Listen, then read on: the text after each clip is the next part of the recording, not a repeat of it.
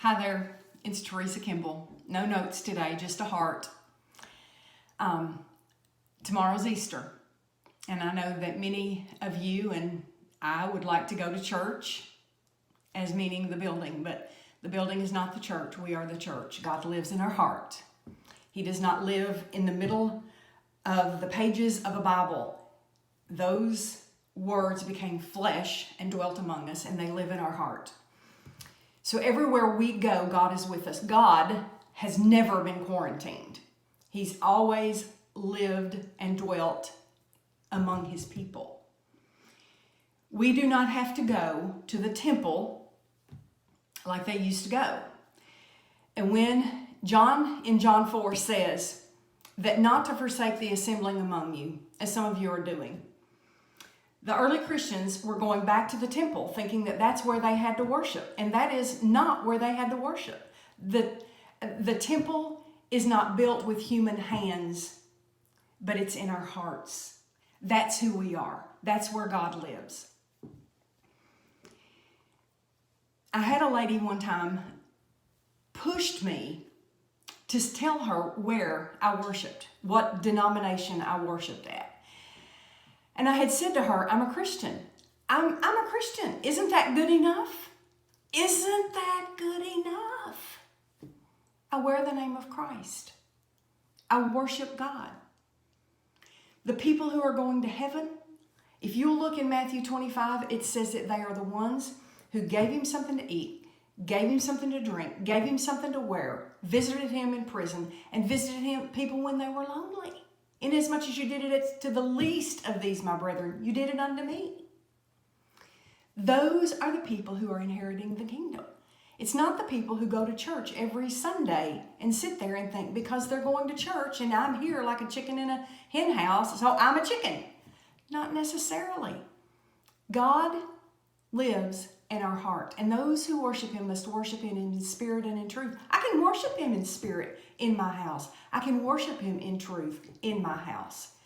Tomorrow at 2 o'clock Central Time, we're supposed to go out in our front lawn and sing Amazing Grace. Amazing Grace, how sweet the sound that saved a wretch like me. I once was lost, but now I'm found. Was blind, and now I'm see. I think about how many people are sick right now. How many people are hurting. They may not be blind, but they do need healing. And Jesus can heal.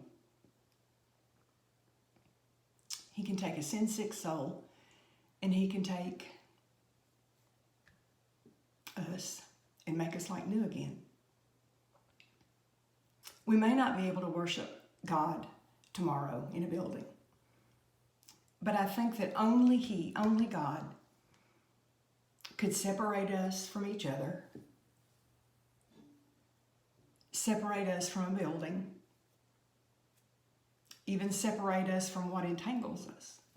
Nobody can do that but him. And show us, bring us face to face with ourselves. Can I worship God alone? In 2018, I had chronic asthmatic bronchitis that kept me from church almost the entire year. I missed more than I went. And I had to come face to face with who I was. Was I good enough? Has nothing to do about me. Absolutely nothing to do about me. I think about the little old ladies who are shut-ins, who can't get down the steps, that can't go to worship. Are they worthless? They're not worthless to God. They're around because there's a reason, or he would have taken them now. God gives and God takes. For some reason, for such a time as this, we have to worship by ourselves. We have to worship alone. We can sing in our homes. We can pray in our homes. We can even take the Lord's Supper in our homes. I had a man the other day that said, we didn't have bread, so we ate Zestas. I said, good for you. You got a great heart. Do I think that the first century church ate Zesta crackers? I don't. But I think if that's all I have, then that's what I give. I don't think God, and I know that none of us are going to make it to heaven because of what we've done. Every one of us is saved by God's grace. There's none of us that's going to be any better than the next person. And I think that's why in this coronavirus dilemma, when we are quarantined, we feel so equal. Because there's not one of us that can escape it and say, I'm going to escape this. No, none of us can. None of us are any better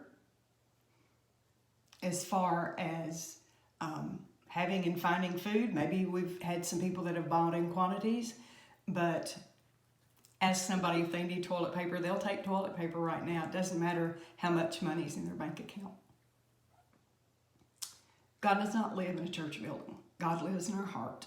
And right now, He is forcing us to find Him outside the church building. I think that's wonderful. I'm one of the few people maybe in the whole world today that's thinking, God, thank you, thank you, thank you, thank you for giving us the opportunity to look inward, to say, God, where have you been? Where have you been? You've been right here with me the whole time, and maybe I've just not been with you. I think we'll all have a newfound religion. I'll probably botch it because I don't have my notes, but I'm giving up religion and finding something new. I need something different. And different looks like you, God. It looks like you, Jesus. I hope you found God in the storm, and I hope you have found God in the absence of the building, because we don't need the building to worship Him. God bless you all tomorrow.